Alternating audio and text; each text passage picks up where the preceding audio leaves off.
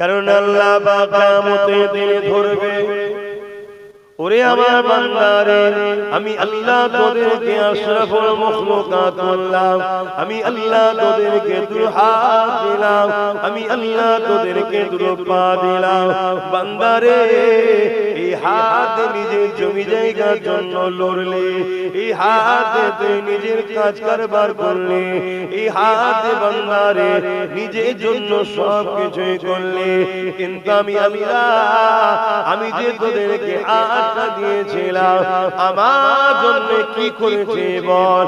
এ যুবকেরা, তরুণেরা, আল্লাহ পাক আমাকে আপনাকে ছেড়ে দিয়েছে, এর মানে ছাড় দিয়েছে, এর মানে কিন্তু ছেড়ে দেয়নি।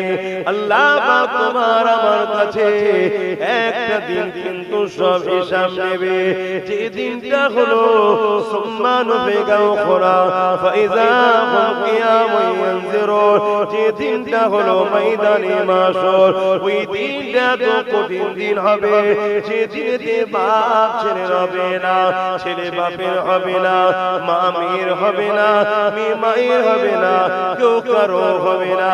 আল্লাহ রাসূল সাহাবাদেরকে জানিয়েছে যে ময়দানে মাশরে এমন কোন মানুষ নাই যাকে আল্লাহ ওই মাঠে উঠাবে না, সবাইকে ওই জায়গায় উঠাতে হবে যে ময়দানে মাশরটা কানা মিকদারু 50 আলফ সানাতে, 50,000 বছর একটা দিন হবে। ওই দিনেতে তোমাকে আমাকে সবাইকে দাঁড়াতে হবে, ওই দিনেতে আল্লাহ তোমার আমার কাছে হিসাবটা নেবে। আল্লাহ নবী সাহাবা হুজুরকে আরো জানিয়েছেন, এমা সাবারা বাবারা শুনে খেদাও, আমি রাসূলুল্লাহ জানিয়ে দে, ওই কিয়ামতের দিন এত কঠিন দিন হবে, যে দিনেতে এমন বাপ পাওয়া যাবে নিজের ছেলেকে জমিনে শুইয়ে দিয়ে তার বুকের উপরে পা দিয়ে দাঁড়িয়ে যাবে। ওই কিয়ামতের দিন এমন মা পাওয়া যাবে নিজের মেয়েকে জমিনে শুইয়ে দিয়ে তার বুকের উপরে পা দিয়ে দাঁড়িয়ে যাবে। ওই কিয়ামতের দিন এমন ছেলে মেয়ে পাওয়া যাবে জনম দাদা বাপ, জনম দুঃখিনী মা, তাদের বুকের উপরে পা দিয়ে এমন করে তারা দাঁড়িয়ে যাবে। এ নজওয়ানেরা, এই কথা শুনে আল্লাহ নবী সাহাবা হুজুররা কাঁদতে লাগলেন, ইয়া রাসূলুল্লাহ, হাবিবাল্লাহ, ময়দানে মাশরে এমনটা কেন হবে? আল্লাহ নবী জানিয়ে দিলেন, মাতার একটা ইখতিলাফ, এক হাত উপরে আল্লাহ সূর্যকে নামিয়ে দেবে, এই সূর্যের তাপেতে লোহা যেমন পুড়ে পুড়ে লাল হয়ে যায়, এই সূর্যের তাপেতে জমিনটা পুড়ে পুড়ে লাল হয়ে যাবে, ওই জমিনে কেউ দাঁড়াতে পারবে না, যার উপরে যার জোর চলবে তাকে জমিনে শুইয়ে দিয়ে তার বুকের উপরে পা দিয়ে দাঁড়িয়ে যাবে। আমার আব্বা মায়েরা বোনেরা, এই দিনে তোমার আমার কি হবে উপায়? একটুখানি চিন্তা করে আগামী দিন ভেবে ভেবে চলতে হবে।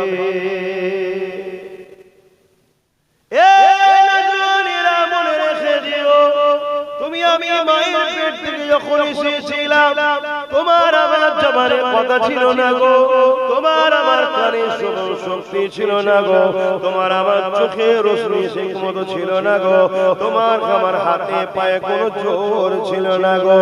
কে তোমাকে জমিনের উপরে আস্তে আস্তে বড় করলো? কে তোমাকে জমিনের উপরে আস্তে আস্তে ক্ষমতা দিল? কে তোমাকে জমিনের উপরে এই জবানে কথা দিল? কে তোমাকে জমিনের উপরে এই দুই চোখে রোশনি দিল? কে তোমাকে জমিনের উপরে আজও বাঁচিয়ে রেখেছে? এখন একটু ভেবে ভেবে চলো। দুনিয়া জমিনে হালকা বয়সে অন্যায় হয়ে যায়, দুনিয়া জমিনে হালকা বয়সে ভুল হয়ে যায়, আমার আল্লাহ পাক কোথায় বলতে লেগেছে, লা তাখনাতু মির রাহমাতিল্লাহ, বান্দারে আমার রহমত থেকে নিরাশ হয়ে যাস না বান্দা। বান্দা ভুল করে ফেলেছে, অন্যায় করে ফেলেছে, ওরে আমার বান্দা বান্দিরে, আমি আল্লাহ রহমান, আমি আল্লাহ রহিম, আমি আল্লাহ গফুর, আমি আল্লাহ গফফার। এ আমার বান্দা বান্দি, অন্যায় করে ফেলেছি, ভুল করে ফেলেছি, আমার কাছে ক্ষমা চেয়ে আমার কাছে নত হয়ে যা, আমার কাছে তওবা করলে আমি আল্লাহ বড় দয়ালু, তোর জীবনের গুনাহকে মাফ করে দেব।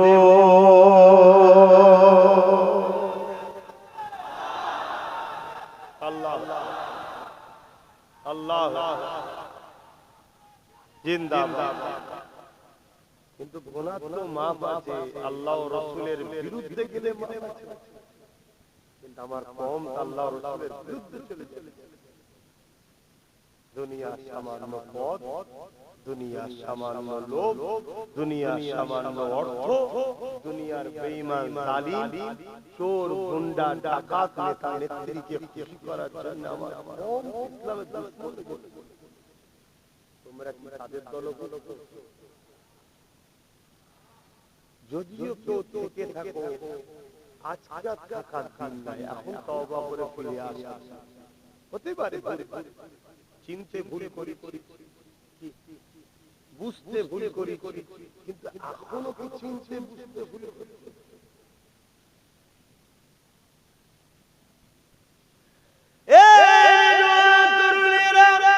আলোচনাকে মনে শোনেন, বারবার বলি, 8 বছর ধরে আপনারা এসব কি রয়েছেন বুঝিয়েছি। ওয়াকাফ আমাদের সম্পদ নিজেদের গাফলতির জন্য চলে যাচ্ছে। কয়েক লক্ষ মিলিয়ন কোটি টাকার সম্পদ আজ তোমার আমার হাত থেকে ফসকে যাচ্ছে, অথচ তুমি আমি সামান্য ভিক্ষার জন্য ইদরে উদরে ঘুরে বেড়াতে লেগেছে। 8 বছর ধরে বোঝাতে লেগেছে, আজ একবার বোঝাতে লেগেছে।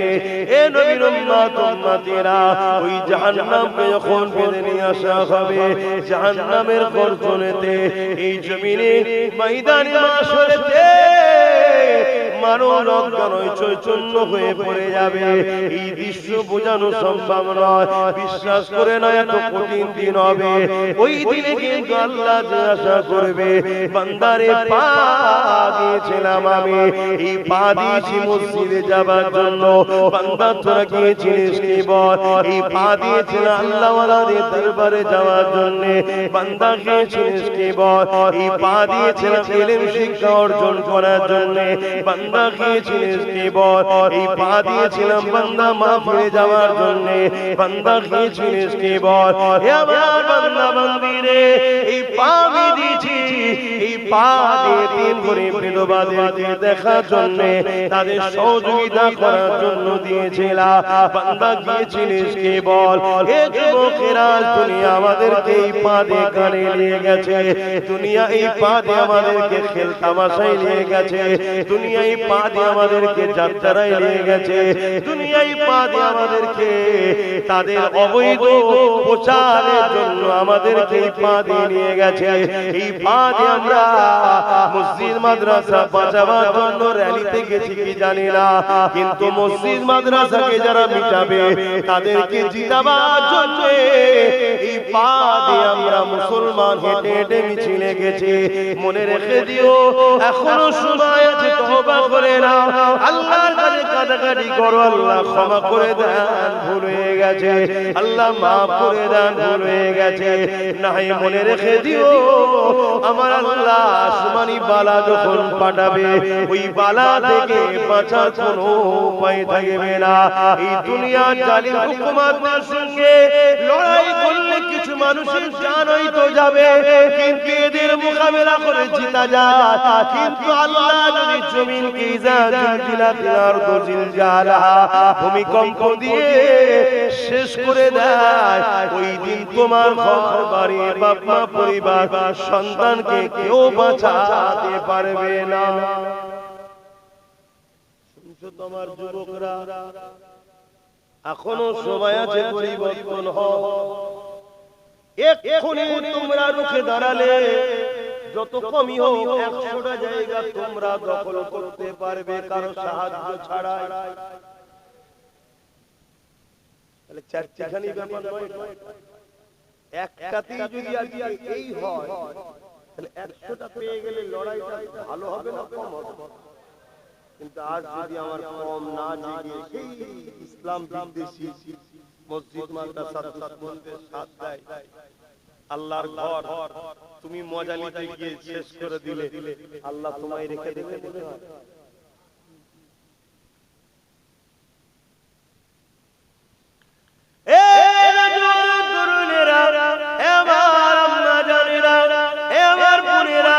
সামান্য ভিক্ষার জন্য আজ তুমি আমি দুনিয়াতেও তো বেউসুদি হচ্ছে, লাঞ্ছিত হচ্ছে, অপমানিত হচ্ছে, গোলামের জিন্দেগি পেয়ে গেছে, আর পরকালটাও অন্ধকার হয়ে যাচ্ছে। বিশেষ করে আমার মা বোনেদের বলবো, আম্মা সামান্য ভিক্ষা নিয়ে আল্লাহ বিদ্বেষী নবী বিদ্বেষীদের সাথ দেবেন না। এই জায়গায় যেন আমায় ভুল বুঝবেন না। কেউ যদি হিন্দু হয় তার উপর আমার কোনো রাগ নেই। আদিবাসী, সাঁওতাল, বালতি সবাই আমাদের ভাই বোন, বাপ আদম মা হওয়ার ছেলে মেয়ে, জানেন তো? সেই ইসলাম মানে সে জবাব দেবে, ভুল করলো কি ঠিক করলো তার জবাব সে দেবে। কেউ আদিবাসী সে ভুল করছে কি ঠিক করছে তার জবাব স্রষ্টার কাছে সে দেবে। কিন্তু সে ইসলাম মানে আমি আমার ধর্মের বিরোধীও করে না, তার সাথে আমি ব্যবস্থা করতে পারি না। কিন্তু কেউ যদি ইসলামের বিরোধী করে, যে মুসলমানও দাবি করে, তার সাথে মিশে যাবে। আমার আম্মা বোনেদেরকে বলি, এত সহজে ইসলাম আমি আপনি পাইনি। ইতিহাসের পাতা সাক্ষী দিচ্ছে। দেখো আমার রাসূলুল্লাহর কলিজার টুকরে খাতুনে জান্নাত ফাতেমা জাহরা রাদিয়াল্লাহু তাআলা আনহা, তিনার সংসারের দিকে একটু চলো, একটু তিনার সংসার নিয়ে আলোচনা করি। কি অসুবিধা হবে না? এখন আমার মা বোনেরা কি করছে জানা, অথচ প্রত্যেকের স্বপ্ন জান্নাত জান্নাত, আর কিন্তু প্রত্যেকেই কম বেশি দাঁড়িয়ে আছে জাহান্নামের রাস্তায়, আর শখ করছে জান্নাত নিয়ে। উঠেছে বোম্বাই ট্রেনে আর শখ করছে দিল্লি যাব। এই জীবনে হবে? তাহলে আপনার বোম্বাই যাওয়ার জন্য সকালে বোম্বাই ট্রেন ধরতে হবে নাকি? জান্নাত যদি যেতে চান, মা বোনদের মতো আম্মাজান আয়েশা হুজুর, আম্মাজান ফাতেমা হুজুরের তো অনুসরণ করতে হবে। আজকে এই যে মুরব্বী বাপেরা রয়েছে, আমার মায়েরা বা আব্বারা রয়েছে, ইনাদেরকে খুঁজলেন, ইনাদের ভাই বোন 7 জন 8 জন করে সব বলে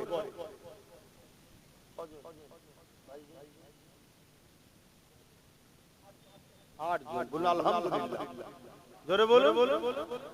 ভয় খাবার নেই, কিচ্ছু ভয় খাবার নেই আব্বা। যারা বলছে 2 জন ছাড়া হবে না, তাদেরও 7-8 জন। যারা এখন ফতোয়া দিচ্ছে 2 জন ছাড়া চলবে না, তাদেরও 7-8টা করে। মোদি হোক আর যোগী হোক, খোঁজলে দেখেন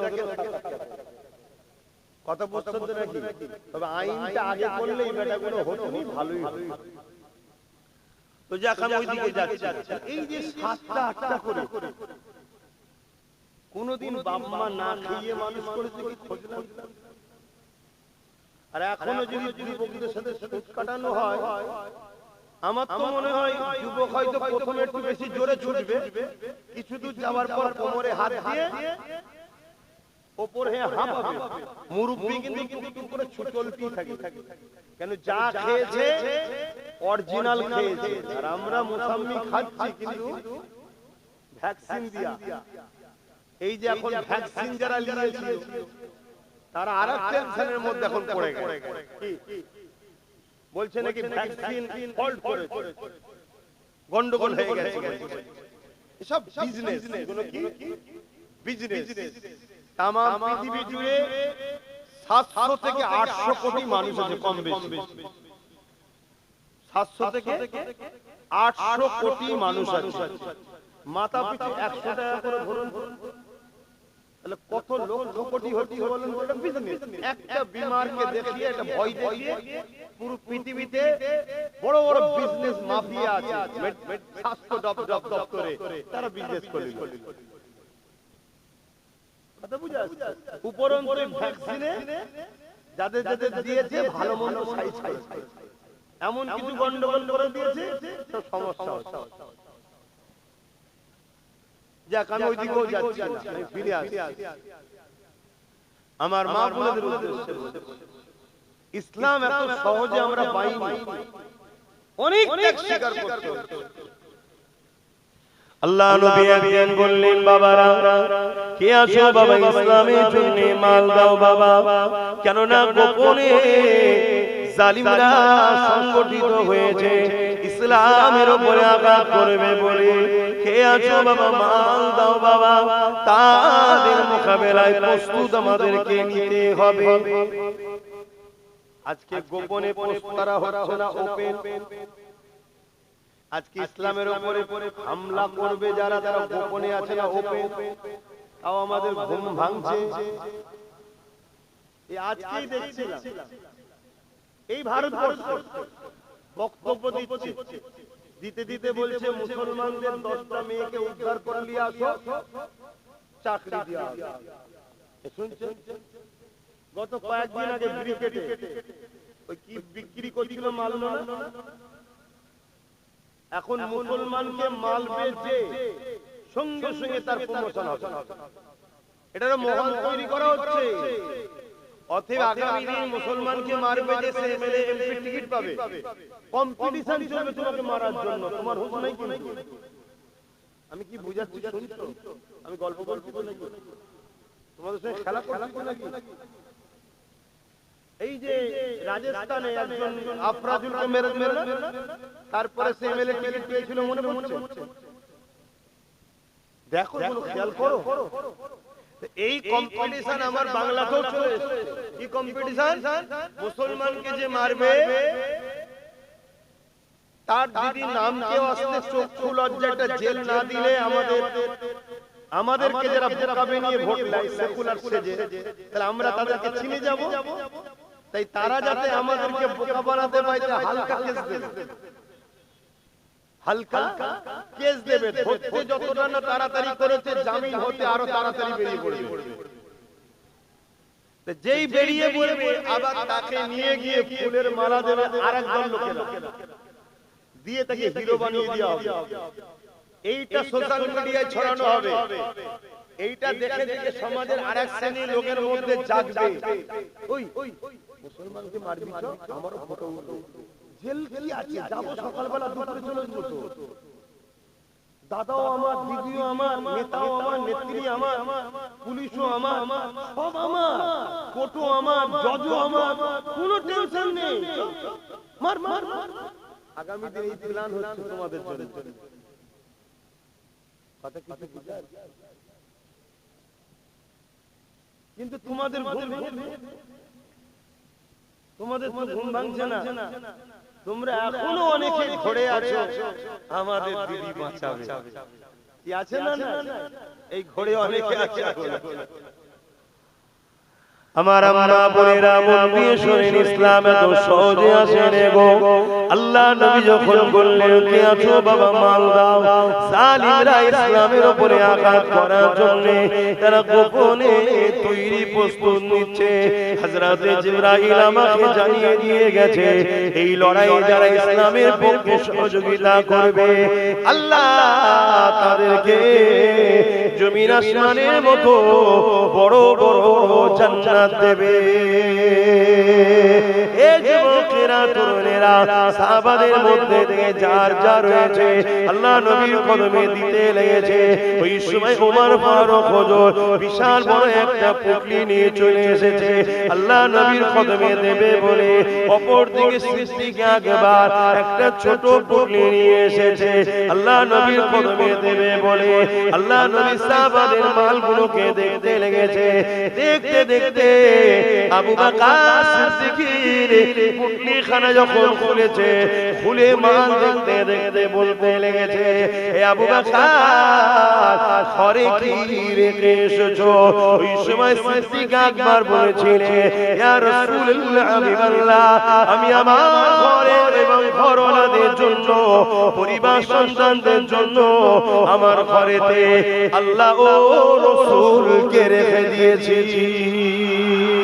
অর্থাৎ যা ছিল সব নিয়ে এসে রাসূলুল্লাহর কদমে দিয়ে দিয়েছে। এই রকম সময়েতে এক মহিলা চলে এলো, আল্লাহ নবীর দরবারে সালাম দিল। ওই মহিলার কোলে একটা ছোট বাচ্চা রয়েছে। এবার আম্মা জানেরা, আজ আমি আপনি কি করছি মায়েরা, আপনাদের সন্তান হয়ে আপনাদেরকে একটু মেসেজ দিচ্ছি, মন দিয়ে শুনে। আমার বোনেরা, আপনাদের ভাই হয়ে আপনাদেরকে বলছি একটু শোনো, দুনিয়া থেকে একটু শিক্ষা না, এমন ভয়ানক দিন আসবে এই সমাজের হাজারো পশুরা আপনাদেরকে লুচে লুচে খাবে।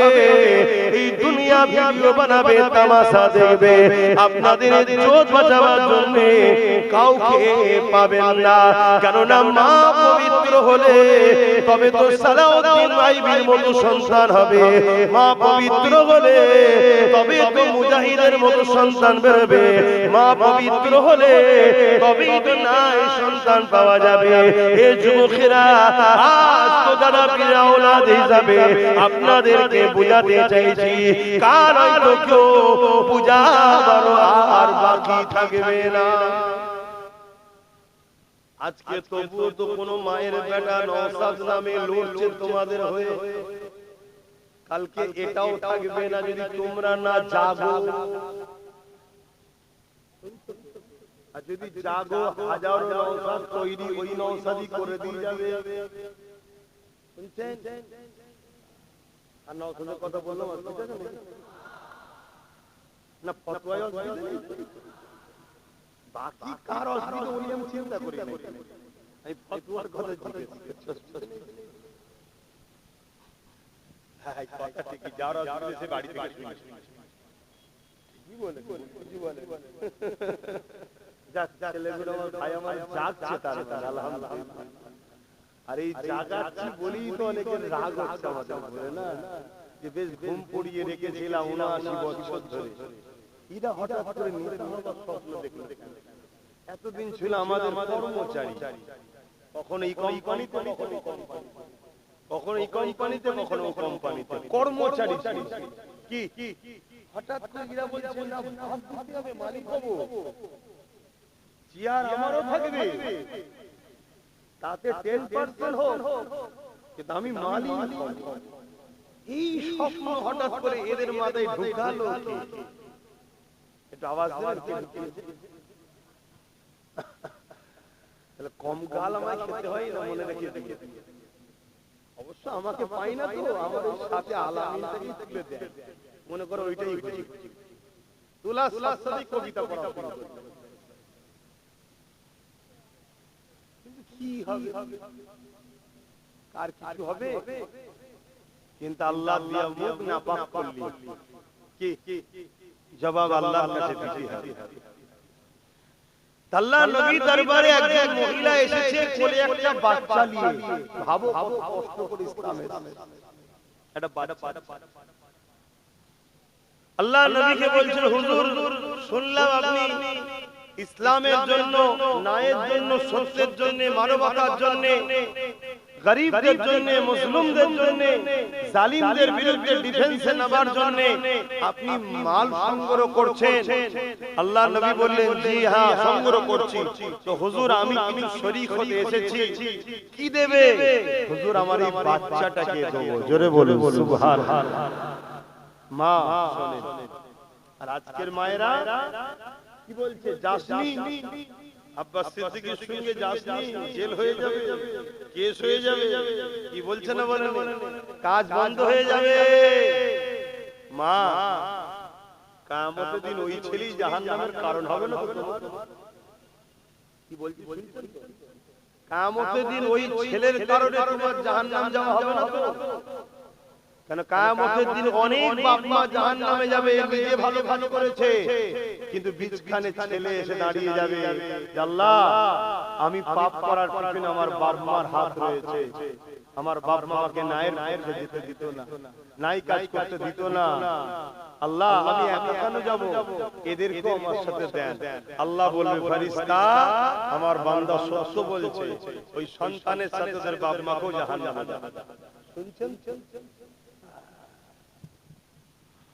অথচ ইতিহাসের পাতায় আমরা দেখেছি, আপনারাও শুনেছেন, বদরের ময়দানে যখন সাহাবারা চলে যায়, ওই সময় আমার রাসূলুল্লাহ দুটো ছোট ছোট সাহাবা, একজনের নাম মাস আর একজনের নাম মুআদ, এই দুই ভাই ঘরে এসেছে। এসে আম্মাকে জিজ্ঞাসা করতে লেগেছে, আম্মা মদিনার নববী শরীফে মসজিদে আল্লাহ নবীকে দেখতে পেলাম না, এবং নবী পাকের যুবক সাহাবাদেরকে দেখতে পেলাম না। আম্মা জান কোটি কত মুরব্বি সাহাবারা মদিনার নববী শরীফে রয়েছে। আম্মা জান আল্লাহ নবী কোথায় গেছে আপনি কি বলতে পারবেন? আমার রাসূলুল্লাহ যুবক সাহাবারা কোথায় গেছে আপনি কি বলতে পারবেন? ওই সময় মা চোখ ভরা পানি নিয়ে বলছে, বাবা ছেলে রে, ওই সন্ত্রাস জালিম আবু জেহেল যে মক্কা জমিন আল্লাহ নবীকে কত জুলুম করেছে, মক্কা ছেড়ে দিয়ে নবী আমার ইয়াসরিবে চলে এসেছিল, কিন্তু মক্কা থেকে আবু জেহেল 1000 সৈন্য নিয়ে মদিনার উপরে হামলা করবে বলে আগে এসেছে। এই জন্য রাসূলুল্লাহ তিনার যুবক সাহাবাদেরকে নিয়ে মদিনার উপরে যাতে হামলা না করে দেয়, রাস্তায় তাদের সঙ্গে সুলহ করার জন্য, মীমাংসা করার জন্য, তাদেরকে রুখার জন্য আল্লাহ নবী যুবক সাহাবাদের নিয়ে গেছে। এই কথা শোনার সাথে সাথে আল্লাহ নবীর ওই দুটো ছোট ছোট সাহাবা হযরতে মাআদ আর মুআদ তখন বলেছিলাম, মাআদ বড়দের শুনেছি লড়াইয়ের ময়দানে বড় বড় অস্ত্র থাকে, ঘোড়া থাকে, আমি আপনার কাছে ঘোড়া চাইছি না মা, মারে ছোট ছোট কি দুটো ছুরি পাওয়া যাবে না? মা জিজ্ঞাসা করতে লেগেছে কি করবে বাবা? ওই সময় বাচ্চা দুটো বলতে লেগেছে, মারে আল্লাহ নবীর দুশমন আবু জেহেলকে জনমের মতো দুনিয়া থেকে বিদায় করে দিতে চায়। ওই বাচ্চা দুটো বলতে লেগেছে, মা আমার রাসূলুল্লাহকে মক্কাতে আবু জেহেল কম জুলুম করেনি, আমার নবীর পিঠের উপরে পচা তরবার বই চাপিয়েছে, আমার নবীর রাস্তাতে কাটা বিছিয়েছে, এই আবু জেহেল বাহিনী আমার নবীর উপরে আঘাত দিয়েছে, আমার নবীর দান্দা মোবারককে শহীদ করেছে, আমার নবীর উপরে জুলুম করেছে, আমার নবীর উপরে অনেক অত্যাচার করেছে। মা এই জন্য আজ যখন সুযোগ এসেছে আমরা আবু জেহেলকে দুনিয়া থেকে মিটিয়ে দিতে চাই। এই যুবকেরা তরুণেরা হবে কোন জবানে এই কথাটা বেরোচ্ছে, কোন পাওয়ারে? এটা ঈমানের পাওয়ার, ঈমানের পাওয়ার। আর আজকে কোটি কোটি মুসলমান আজ আমরা মাথায় হাত দিয়ে বলছি আমরা কি করব? বলছি না অথচ আজকে লড়াই তোমাকে নেবে। আজকে শুধু যে যার গ্রামের গাদ্দার গুলোকে টাইট করে দিয়ে যে যার গ্রামে মজবুত হলি হয়ে যাবে। কথা বুঝছেন না? তাও আমরা মাথায় হাত দিয়ে বলছি কি করব আমরা? একটা গাছ লাগিয়েছো যদি ফল না দেয় রাজি নাই? বলো বলো বলো। আল্লাহ আমাদেরকে রাখবে কেন? জালিমদের হাতে মিটিয়ে দেবে আল্লাহ।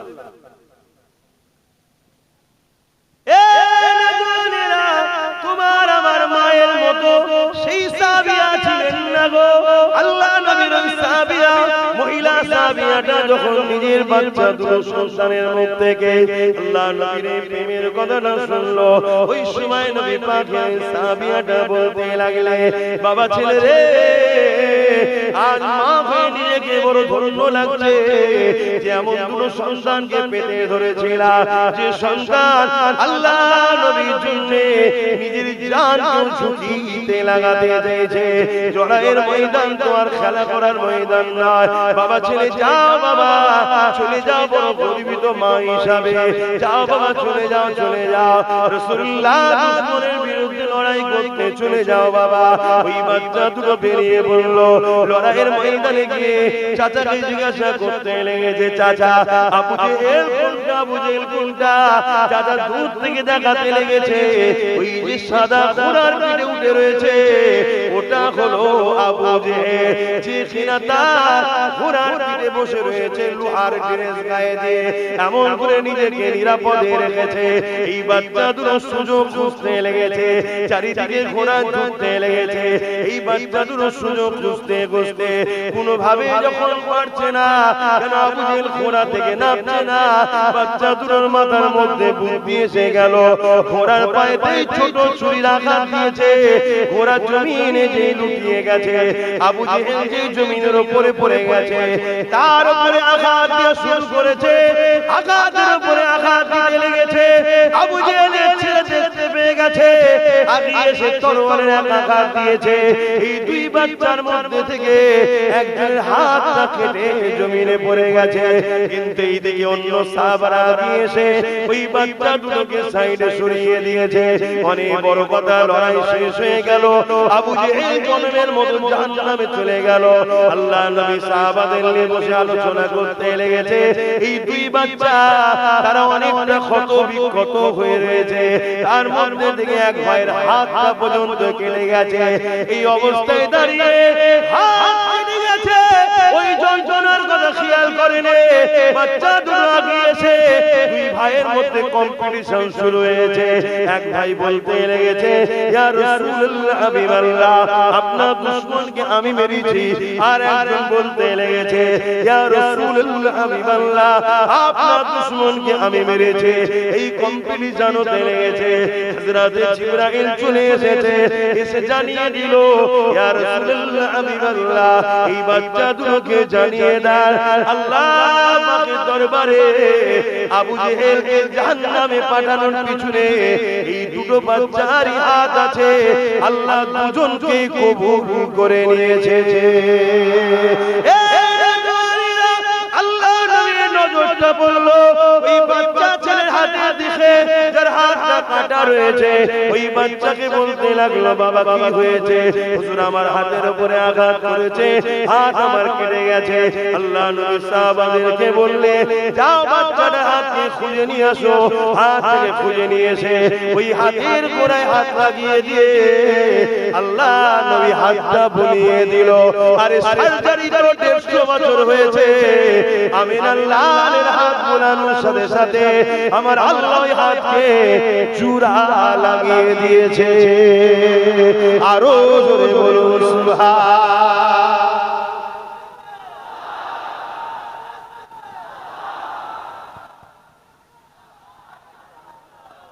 ভাইরা আমার, এখন কারো মনে হতে পারে যে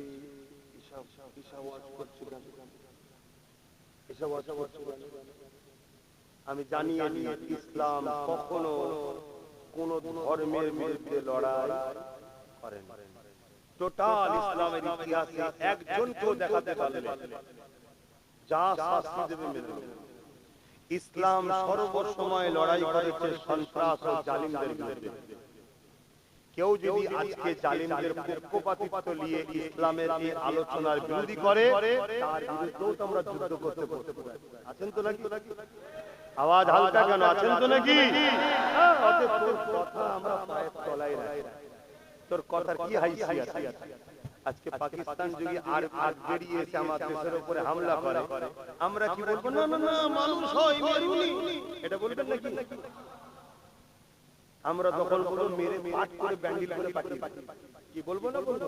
এটা যদি বলতে না পারে সেটা দেশদ্রোহী গাদ্দার, ঠিক না বেটা?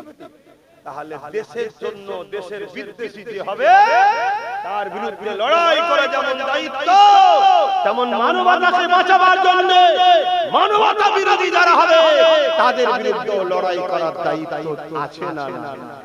সেদিন লড়াই হয়েছে, মানবতাকে বাঁচাবার জন্য, ইনসাফকে বাঁচাবার জন্য, ইনসানিয়াতকে বাঁচাবার জন্য আবু জেহেল মক্কা থেকে 430 কিলোমিটার আগে গিয়ে সন্ত্রাসী করে মদিনার উপরে হামলা করার প্ল্যান করেছে। মদিনার নিজের রাষ্ট্র নবী বাঁচাবার জন্য প্রথমে সোলেতে এসেছিল, মীমাংসা এসেছিল। তারা যখন কোনোভাবে শুনলো না, হামলা চালিয়ে দিল, তখন রাসূল বললেন, বাবারা ডিফেন্স তো করতেই হবে। জোরে বলুন সুবহানাল্লাহ। আজ আমরা হাজারবার বুঝাচ্ছি, আসো মীমাংসায় আসো, মীমাংসায় আসো, মীমাংসায় আসো। আজকেও কেউ যদি মনে করে ক্ষমতার জোরে আছে আমাদেরকে বারবার হামলা করে, একবার ডিফেন্সে নামবই আমরা। কি নামতে হবে না? হবে না? যেদিন নামবো সেদিন আজকের ফেরাউনের আওলাদদের বুঝিয়ে দেব। যেদিন নামবো আজকের নমরুদের উত্তরসূরিদেরকে বুঝিয়ে দেব। যেদিন নামবো আজকের হতভাগা আকবরদের চেলা আকবরের গুণদের বুঝিয়ে দেব। যেমন আমার বাংলায় একটা আকবরের গুণ আছে, জানেন না? সেদিন আকবর ক্ষমতার জোরে কোরআন মিটাবার জন্য দিলে ইলাহি লিখেছিল, দিনে ইলাহি। আর আজকে আকবরের গুণ লিখতে তো পারেনি, অত ক্ষমতা হয়তো নেই, কাল দেখাতেও পারে, জানি না। তার আগের ক্ষমতার দড়ি আমরা কেটে দেবো ইনশাআল্লাহ। সেই জায়গায় সে কিন্তু বলছে কোরআন মিটে যাবে, উন্নয়ন মিটবে। বলেছে না? বলে না? হ্যাঁ, এটা আকবরের গুণ। আকবরকে চেনেন? আরে মুগলে আজম আমার ভারতে আকবর ছিল, জানেন তো নাকি? হ্যাঁ, একই লাইনের কথা বলছে, দেখেছেন তো? ও কোরআন মিটাবে বলে দিনে ইলাহি লিখেছিল, আর এই কোরআন মিটে যাবে, উন্নতি মিটবে না বলছে। শুনছেন তো নাকি? আর এই কথা শুনে কোন মুসলমানের আবার রাগ হবে না তোমার উপরে? যদি রাগ হয় মাফ করবেন, আমার সন্দেহ হয় ও হয়তো আমাদের ঘরে এসেছে কিন্তু প্রোটেকশন আমাদের না। আমার ডাউট হচ্ছে কেন মুসলমান যত খারাপই হোক কোরআনের বিরুদ্ধে দাঁড়াতে পারে। ঠিক না বেটি? হতে পারে হালকা বয়সে গুনাহ করেছে, সিনেমা দেখেছে, যাত্রা গেছে, ফাংশনে গেছে, মদ খেয়েছে, জেনা করে ফেলেছে, হাজারো পাপ করেছে, আমি স্বীকার করছি হালকা বয়সে হয়ে গেছে। কিন্তু মুসলমানের খুন কোরআনের বিরুদ্ধে যেতে পারে, এটা বাস্তব কথা। কিন্তু ঠিক না বেটি? কোন মাতালকেও যদি যে বলা হয় পুরো মদ খেয়ে চলে একদম ভোর, হয়তো শুয়ে পাও দিকে বলছে আমি এখন বর্তমান ডোনাল্ড ট্রাম্প, হয়তো এই খবর দেখতেছে, তাকেও যদি বলা হয় এই কোরআনটা পড়াতে 2 গিলাস মদ দেয়া হবে, সে মনে ওই অবস্থায় উঠে দাঁড়িয়ে মুখে লাথি মারবে। আমি কি ভুল বলছি? কারণ ও ভুল খাচ্ছে ঠিকই, কিন্তু ও মুসলমানের খুনটার প্রমাণ দিচ্ছে। আর কখনো যদি কারো সামনে বলা হয় এই কোরআন মিটে যাবে, যদি কেউ বলে এ শয়তান জাহান্নামের কুকুরকে সাত দিস রে, এ আরেকটা কুকুর জাহান্নামে, এরপরও যদি কোনো মুসলমান বলে না এই কথা বলা উচিত হয়নি, তাহলে জানতে হবে বাবা সন্দেহ ব্যাপার আছে। আমি বাকিটা বেশি খুলে বলছি না, আশা করছি আপনারা জ্ঞানী জ্ঞানী মানুষ, অন্য কিছু না বুঝলেও এটা ভালো। কি অসুবিধা?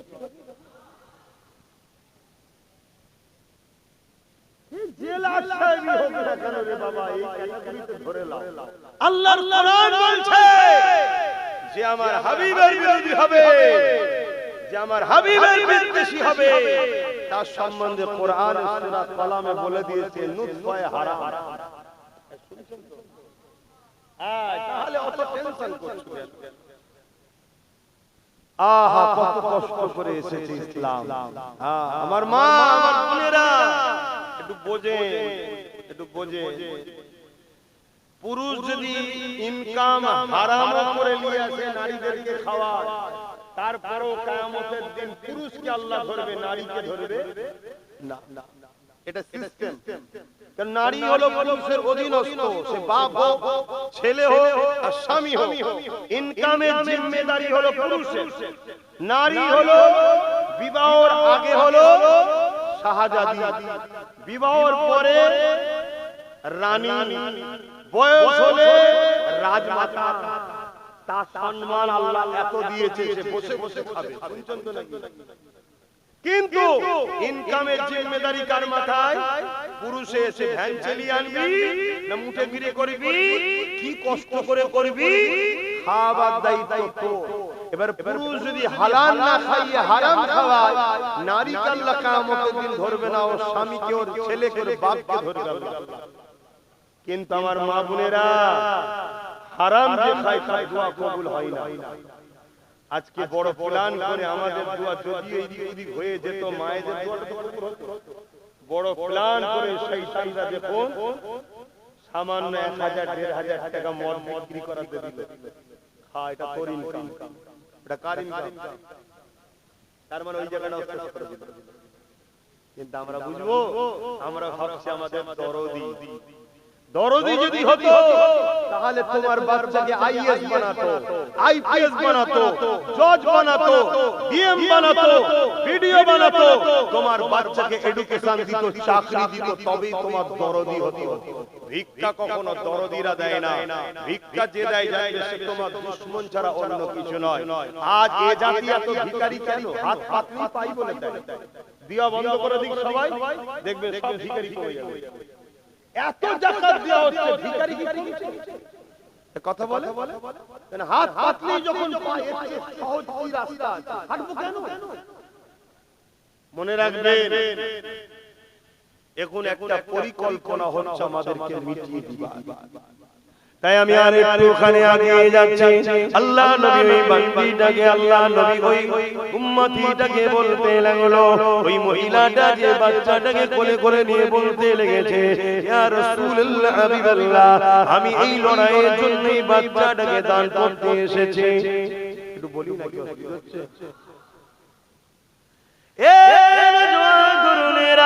আল্লাহ নবী যখন বললেন, মা, এই লড়াইয়ের ময়দানে এই বাচ্চাটাকে নিয়ে আমি কি করব মা? ওই মহিলা বলতে লেগেছে, ইয়া রাসূলুল্লাহ, হাবিবাল্লাহ, লড়াইয়ের ময়দানে আমার বাচ্চা হাঁটতে পারে না, আমার বাচ্চা তীর মারতে পারবে না, আমার বাচ্চা কোনো কাজে লাগবে না, ইয়া রাসূলুল্লাহ, হাবিবাল্লাহ, আমি জানি, তবে হুজুর এই বাচ্চাটাকে আমি আপনার কাছে দান করছি। আমার সাহাবা ভাইদের অনেকের ঢাল নাই, বা আপনার সামনেতে যখন তীর মারবে আপনার দিকে, এই বাচ্চাটাকে আপনি ঢাল হিসাবে ব্যবহার করবেন। ওই জালিমদের তীর আপনাকে না লেগে এই বাচ্চাকে লাগবে। ইয়া রাসূলুল্লাহ, হাবিবাল্লাহ, কাল কিয়ামতের ময়দানে আমি মা আল্লাহ পাকে শুকরিয়া আদায় করে বলবো, ও রব্বি আল্লাহ, আপনি আমাকে একটা সন্তান দিয়েছিলেন, ওই সন্তানটা নাই সত্যি ইনসাফের জন্য আপনার হাবিবের কাছে আমি ঢাল হিসাবে দিয়ে দিয়েছিলাম, এর উসিলায় আমি নাজাতের আশা রাখবো। আল্লাহ নবী বড় খুশি হলেন, বাচ্চাটাকে কোলে নিয়ে আদর করে ওই মাকে দিয়ে দিলেন, দিয়ে বলতে লাগলেন, মহিলা রে, এই বাচ্চাটাকে লালন পালন করে বড় করো, আমি রাসূলুল্লাহ দোয়া করি এই বাচ্চা একদিন ইসলামের মুজাহিদ হবে। মা মায়ের প্রেম দেখিয়েছে রাসূল রাহমাতুল লিল আলামিনের বৈশিষ্ট্য। আর আজকে আমাদের মায়েরা কি করছে বলো? কেন সহজে আমরা ইসলাম পেয়েছি, সহজ আমাদের খেয়ালি আজকে চারিদিক দিয়ে ছাপিয়ে পড়েছে ইসলামের উপরে আঘাত করা।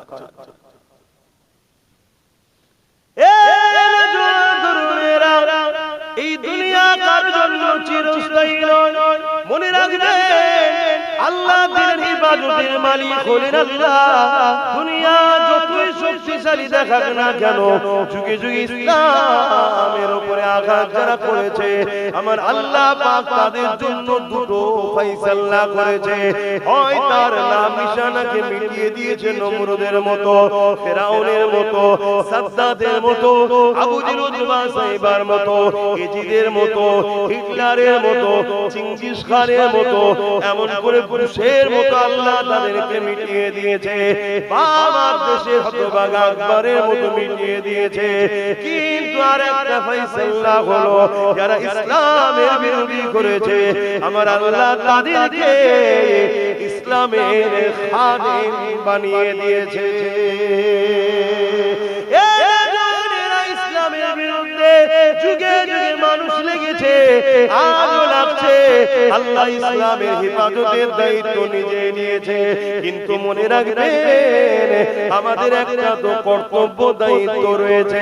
এই দায়িত্ব যদি পালন না করতে পারে আল্লাহ পাকের কাছে জবাবদিহি হতে হবে। যেমন ইসলামের বিরোধী করেছিল হযরত ফারুক আযম, তখন হযরতও ছিল না, ফারুকও ছিল না, আযমও ছিল না, শুধু নাম ছিল উমর, খাত্তাবের বেটা উমর। কিন্তু আমি এইভাবে বলতে পারবো না, আল্লাহ তাকে বিশাল শানওয়ালা করেছে হযরত উমর ফারুক হিসেবে বলবো। তিনি একদিন আবু জেহেলকে নাকে ডাকলো, ডেকে বলতে লেগেছে, উমর রে, আজ মুহাম্মদ সাল্লাল্লাহু আলাইহি ওয়াসাল্লামের দিকে মানুষ দলে দলে দলে দলে বাড়তে লেগেছে। আজ মুহাম্মদ রাসূলুল্লাহ দিকে 39 জন ইমানের কলেমা পড়ে মুহাম্মদ রাসূলের দিকে চলে গেছে, তার দলের দিকে মানুষ যেতে লেগেছে। আমাদের ভয় হচ্ছে মুহাম্মদকে রুখা না যায়, তাহলে আমাদের সাম্রাজ্য মিটে যাবে। আমরা যে মানুষের মধ্যে ত্রাস তৈরি করেছি, আমরা যে মানুষের মধ্যে আতঙ্ক তৈরি করেছি, আমরা যে মানুষের মধ্যে রাজত্ব কায়েম করেছে, এটা মিটে যেতে পারে মুহাম্মদ রাসূলকে যদি রুখা না যায়। আমি আবু জেহেল মনে করি এই উমর, এই কাজ তুমি ছাড়া অন্য কেউ পারবে না। কেন আল্লাহ উমর ফারুককে এত ক্ষমতা দিয়েছিলেন, 25 বছর যখন বয়স ছিল ওনার মোকাবেলায় দাঁড়াবার মতো কারো কোনো ক্ষমতা ছিল না। আবু জেহেল উমর ফারুককে বোঝাতে লাগলো।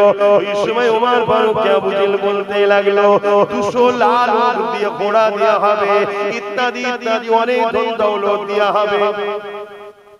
এই দিয়া দিবি কাজটা আজকে নতুন না, যেমন আজকে চলছে। কাউকে বলছে গাড়ি দেওয়া হবে, আলো দেওয়া হবে, গাড়ি বাড়ি দেওয়া হবে, বলছে তো নাকি? সেই দিনও চলতো, এটা নতুন নয়, যুগে যুগে চলে আসে। আর এটাই তো ঈমান পরীক্ষা। কেউ বিক্রি হচ্ছে আর কেউ জানকে বাজি লাগিয়ে লড়ে যাচ্ছে, এটাই হচ্ছে ব্যাপার। কাউকে মন্ত্রীর অফার দেওয়া হচ্ছে, 150 কোটি টাকার অফার দেওয়া হচ্ছে, সে বলছে না, আমি গাদ্দারের খাতায় নাম লেখাতে পারবো না, আর আমার আল্লাহর কাছে মুখ দেখাতে। এটা ঈমান।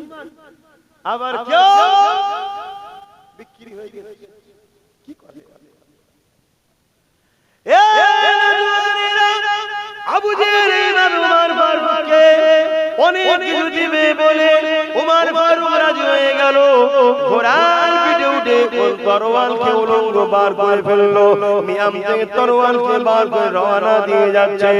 রাস্তাতে সঙ্গে দেখা হয়, তিনি বলতে লেগেছে, উমর এত দ্রুত কোথায় যেতে লেগেছো? হযরত উমর ফারুক বলতে লেগেছে, আমি আব্দুল্লাহর বেটা মুহাম্মদ সাল্লাল্লাহু আলাইহি ওয়াসাল্লাম ঘর থেকে কল্লাকে জুদা করতে যাচ্ছে।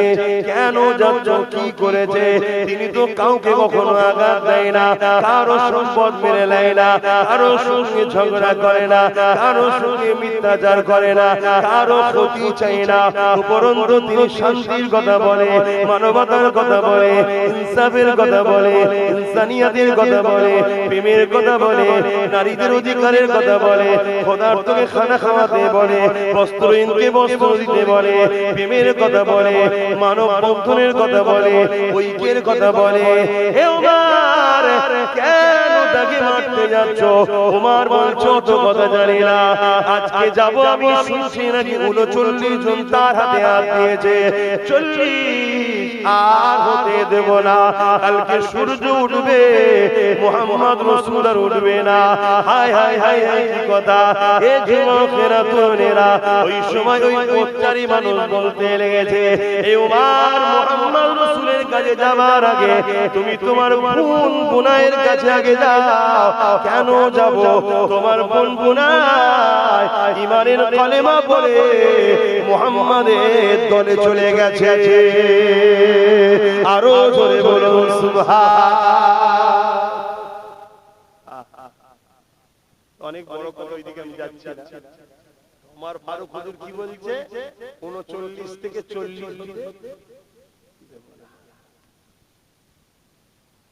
এদিকে আমার আল্লাহ বলে ফেরেশতা রে, উমরকে রুকুনি, উমরকে যেতে দাও।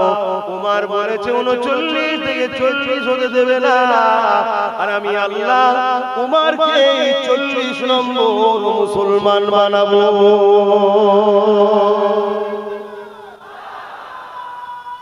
আল্লাহ, বাবরি মসজিদে যে আঘাত প্রথম দিয়েছিল তার দ্বারা 100 মসজিদ করাচ্ছে যিনি, তিনি কে বলবেন তো জোরে? বাবরি মসজিদে প্রথম যে আঘাত দিয়েছিল তার হাতে আবার তার দ্বারা 100টা মসজিদ তৈরি করে লিখছেন যিনি, তিনি কে? আরো জোরে বলেন কে? আল্লাহ। যে বুশ বলেছিল আমেরিকা ইসলাম রাখবো না, তার কন্যাকে ইসলামের মধ্যে ঢুকিয়ে কোরআনের হাফেজ যিনি বানিয়েছেন তিনি কে? কিন্তু আমাদের দায়িত্ব আছে না, আমার কাছে দামি জিনিসের যদি গুরুত্ব না বুঝি কেড়ে নেবে, অন্য কাউকে আল্লাহ দেবে, তোমাকে আমাকে মিটিয়ে দেবে। তাই নিজের দিনের গুরুত্ব বোঝো।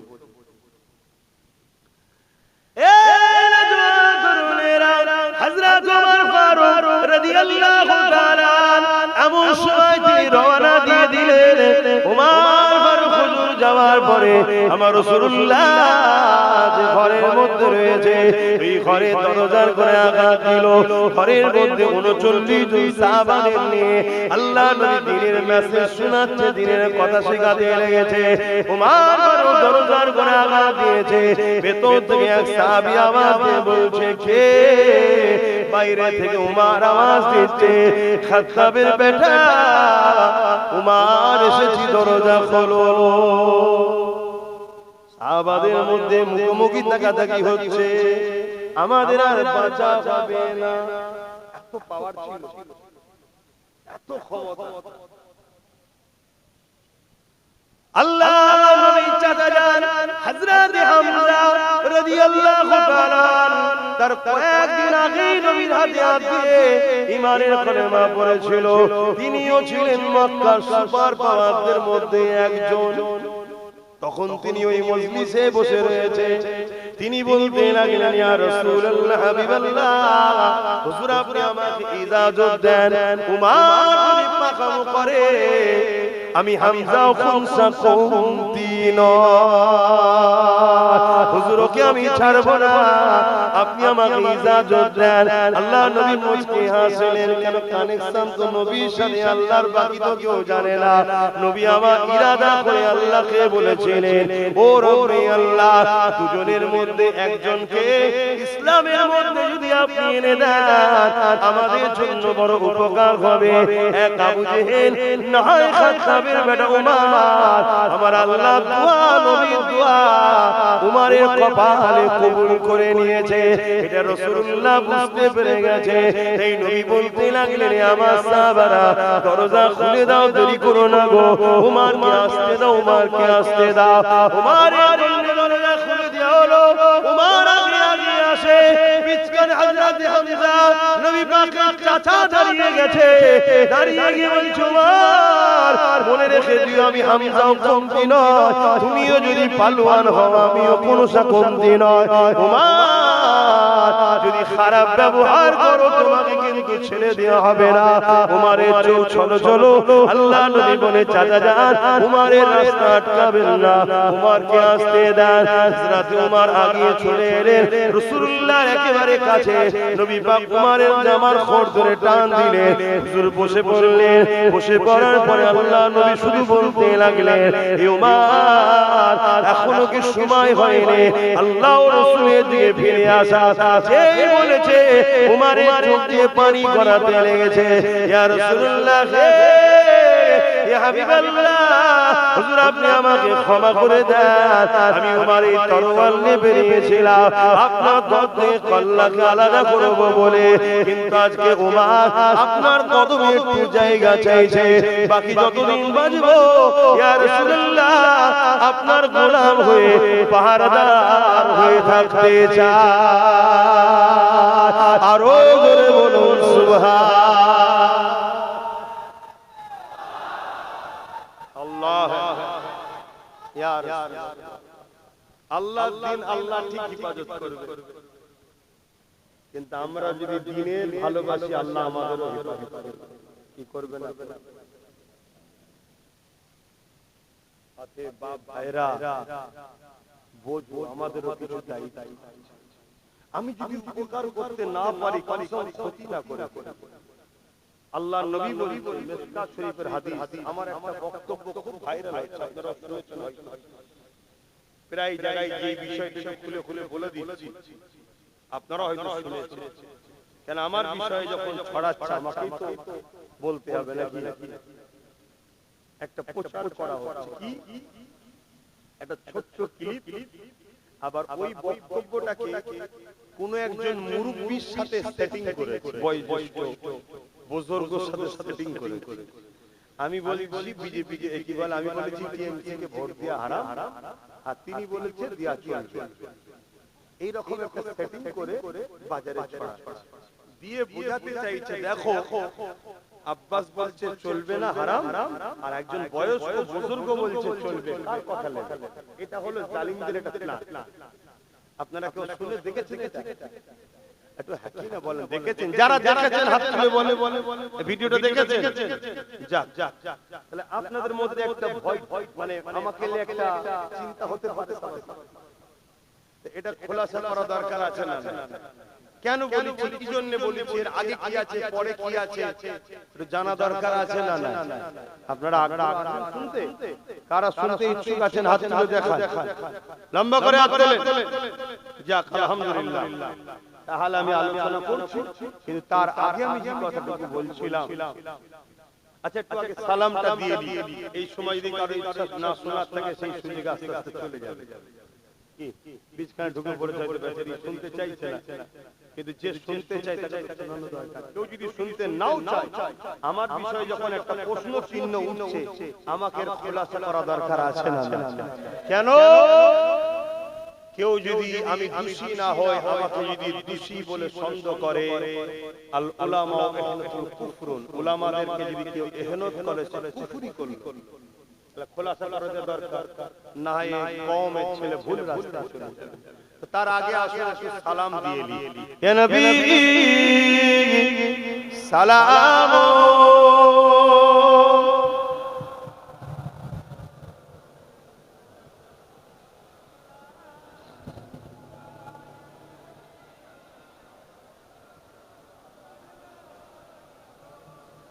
ইয়া আল্লাহ আলাইহি।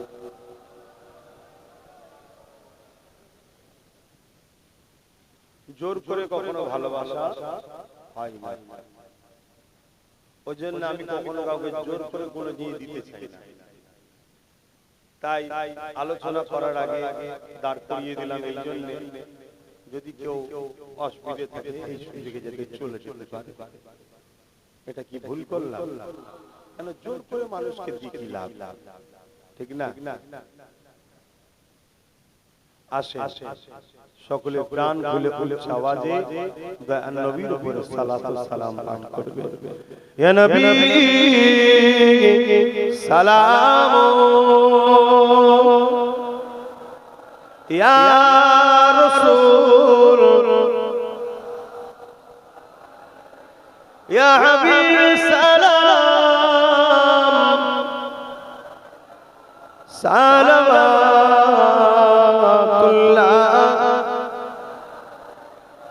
কঠিন হাসরের দিনে কি আছে মোদের কপালে,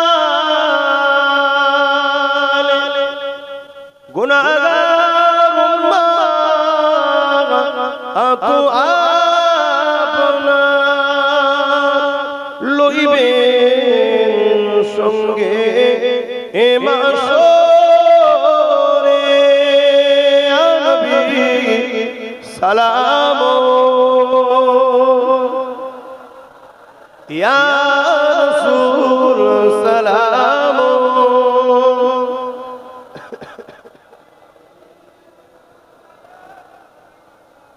সালাম জিবরাইল দিলে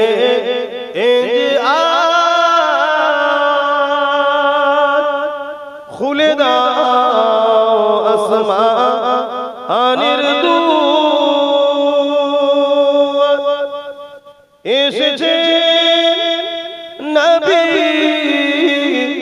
ঈদের সরদার করিতে আল্লাহ আরো দিদার ইয়া নবী সালাম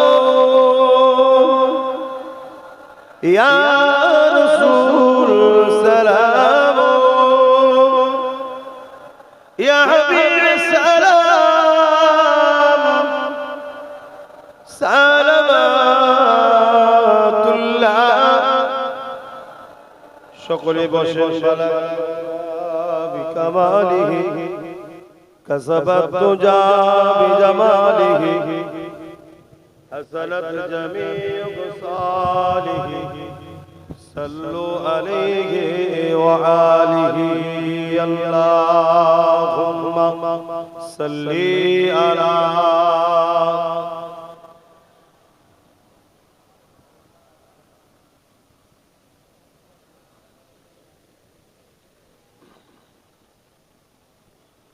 আমার বাপ জানেরা আরেকটা কাজ আবার কমিটি বলছে কি বলছো বলেন এই ভাইটা ভালো ভালো বাকি বলো হ্যাঁ করেন নাকি দাও দাও দেরি করছো কেন পকড় হাত দাও একটু দাও রেডি হও চল যাও জেনে গেছো একটু পকড়ে হাত দিই হয় एक मैं नहीं उन पर कुर्बान ज़माना है बोलूं ना सुभान अल्लाह आरो जोरे बोले एक मैं नहीं उन पर कुर्बान ज़माना है एक मैं उन पर कुर्बान ज़माना है कि मैंने उन पर कुर्बान ज़माना है जो रब दो आलम का जो रब दो आलम का महबूब गाना है एक मैंने उन पर कुर्बान ज़माना है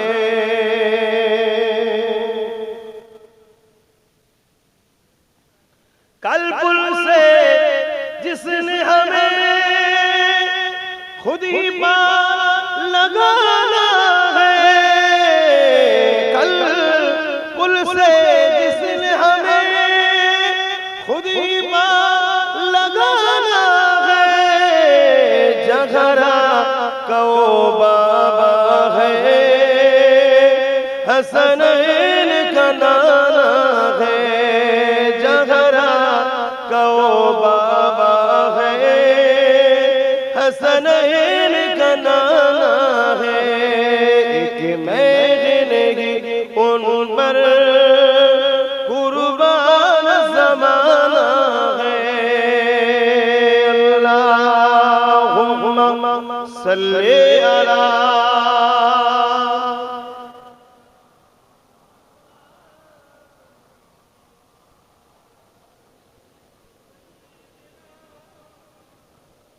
আমার বাপ জানেরা ভাইরা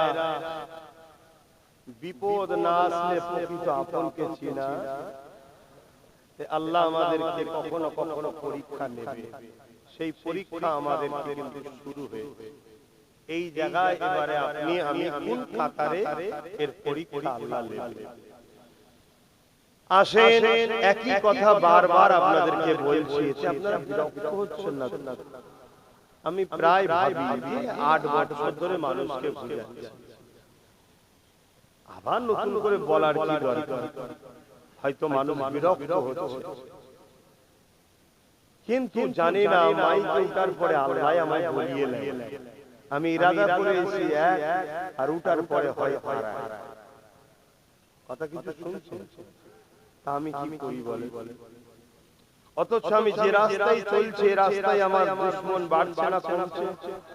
বলুন বলুন। তারপরেও কিন্তু সেই রাস্তাতেই আল্লাহ আমায় চালাচ্ছে। আলহামদুলিল্লাহ, অসুবিধা কিছু নেই। পুরো পৃথিবী দুশমন হয়ে গেল, আমার কোনো যায় আসে না। আল্লাহ আমার জন্য যথেষ্ট। আপনি ভাবতে পারেন যে কি বলছে? হ্যাঁ, পুরো পৃথিবীও দুশমন হয়ে আমার কিছু করতে পারবে না। যেটা আমার আল্লাহ আমার তকদিরে লিখে রেখেছে সেইটাই। এটা ঈমান, এটা আপনাকে আকীদা রাখতে হবে। শুধু মনে রাখবেন, জুলুম করবেন না। জালিমের সাথে আল্লাহ নেই, মজলুমের সাথে আল্লাহ, গরীবের সাথে আল্লাহ, দুঃখীর সাথে আল্লাহ, অসহায়ের সাথে আল্লাহ আছে। জালিমের পক্ষে আল্লাহ নাই। সে জালিম যেই হোক, তার সাথে আল্লাহ নেই। আর আল্লাহ যার সাথে নেই, দুদিনের ঠান্ডা ঢালার মতো হয়তো একটু গেঁজা উঠবে, কিন্তু কিছুক্ষণ পরে আবার ঠান্ডা। ঠান্ডা ঢেলে দেখেছেন? হ্যাঁ, বলবেন তো, দেখে খান নাকি আপনারা? ঠান্ডা খাবার আগে একবার ঠান্ডা কিনে নিয়ে টয়লেট করবে, ধুয়ার পরে যদি বলেন কেন, একবার টয়লেট পরিষ্কার করবেন ঠান্ডা দিয়ে কেমন চকচকে পরিষ্কার হয় দেখবেন। তাহলে যে জিনিসটা অ্যাসিড দিয়ে কি বলে টয়লেট পরিষ্কার হচ্ছে, সেটা আপনি পেটে দিচ্ছেন, আপনার পেটটা কি হচ্ছে ভাবছেন না? তখন দেখবেন আর খাবেন না। এত খারাপ দেখুন এই ঠান্ডা পানি, কমল পানি, এর চেয়ে বড় মারাত্মক খারাপ জিনিস আজকে যুবকদের সব কিছু শেষ করছে এই কোল হয়ে বলে কমল পানি, যেটাকে বলা হয়, সেই পানি দিয়ে যাচ্ছে শেষ করছে। এটা বিজনেস, মানুষ জাতিকে ধ্বংস করার একটা বিজনেস। পয়সা হচ্ছে, হচ্ছে মানুষ ধ্বংস। তো যা খাবেন না, চেষ্টা করবেন। তা আমি যে কথা বলছিলাম, আমি জানতে চাইছি, আল্লাহ রাসূল বলছেন, আমি জানতে চাইছি কেন্দ্র সরকার ওয়াকফ কালা কানুন করেছে 2025, এই বিষয়ে আপনারা সবাই জানেন তো? সেই আইন এত মারাত্মক ভয়ঙ্কর আইন, যে আইনে আমার আপনার মসজিদ, কবরস্থান, ঈদগাহ, খানকা সব ধ্বংসের মুখে। অলরেডি বহু জায়গা বুলডোজার দিয়ে কবরকে প্লেন করে মসজিদ ভেঙে, মাদ্রাসা ভেঙে শেষ করে দেওয়া হচ্ছে। পুরো দেশেও চলছে, আমার রাজ্যেও চলছে। আমি জানতে চাইছি এই ওয়াকফ কালা কানুন এটা নাই না অন্যায়? সংবিধানের পক্ষে না বিরুদ্ধে? ইসলামের পক্ষে না বিরুদ্ধে?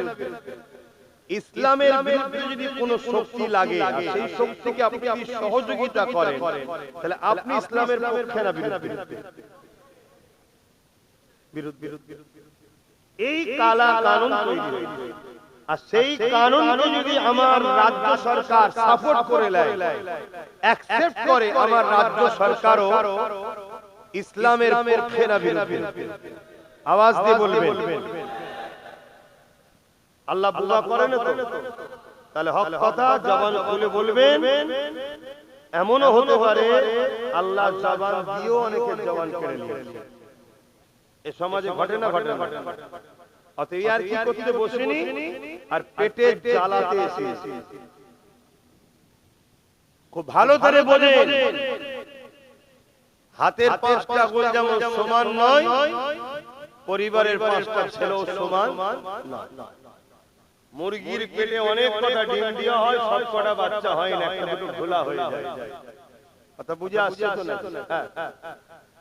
তো সেই জায়গাতে কেন্দ্র সরকারও যেটা করছে, সংবিধান বিরোধী এবং ইসলাম বিরোধী, আর সেই সংবিধান ও ইসলাম বিরোধী আইনকে আমার রাজ্য সরকার যখন সাপোর্ট করে, তাহলে সেও ইসলাম বিরোধী, সংবিধান বিরোধী, ঠিক তো নাকি? এবারে রাজ্য সরকার তার ভাইপোকে বাঁচাবার জন্য আমার মসজিদকে বলি দেবে, আমার মাদ্রাসাকে কুরবানি করবে, ওটা আমরা মেনে নেব কেন? ঠিক তো নাকি? এটা আমরা মানতে যাব। কারকে বাঁচাবার জন্য আর আমার মসজিদ মাদ্রাসাকে কুরবানি দেবে, এটা মেনে নেওয়া যেতে পারে। তাহলে রাসূল পাক সাল্লাল্লাহু আলাইহি ওয়াসাল্লামের হাদিস, মুসলিম শরীফ কিতাবের নাম, হাদিসের কিতাবের নাম মুসলিম শরীফ। এতগুলো ক্যামেরা রেকর্ড হচ্ছে, আমি কয়েক জায়গায় চ্যালেঞ্জ দিয়েছি, আমার যদি কথা ভুল হয় তাহলে শাসক তো তোমাদের পক্ষে আছে, পুলিশও তোমাদের সাথে আছে, তা বলে সবাই নয়, কিছু মানবতা প্রেমী পুলিশ আছে, তাদেরকে শ্রদ্ধা সম্মান করা, এটা নাগরিক হিসেবে দায়িত্ব করি। তো যাই হোক, আবার তখন তোমাদের হাতে। তোমাদের অনেক মুফতি মাওলানা বক্তা ভাড়াটিয়া আছে নাকি? এইটা একটু ঘোড়া ঘোড়া করে নিয়ে আসো না ব্রিগেডের ময়দানে। আব্বাস সিদ্দিকী যাবে, একটা বাহাস হবে। আব্বাস সিদ্দিকী যদি ভুল বলে থাকে, আবার তোমার হাতে ধরে ফাঁসিতে ঝুলিয়ে দেবে। কি আছে? আল্লাহু আকবার, আল্লাহু আকবার। আর যদি আব্বাস সিদ্দিকী ঠিক হয়, তাহলে ওই ময়দানে কতগুলো ভাড়াটিয়া ট্রাক্টর ঘোড়া আছে, জনগণ কমসে কম চিনে যাবে যে এই মৌলভী সাহেব গুলো দালাল। জানা দরকার আছে না? না।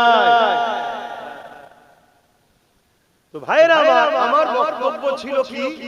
আমার বক্তব্য ছিল রাসূল পাক সাল্লাল্লাহু আলাইহি ওয়াসাল্লামের হাদিস, মুসলিম শরীফের, আল্লাহর নবী বলেছেন, অন্যায় দেখলে হাত দিয়ে রুখে দাও।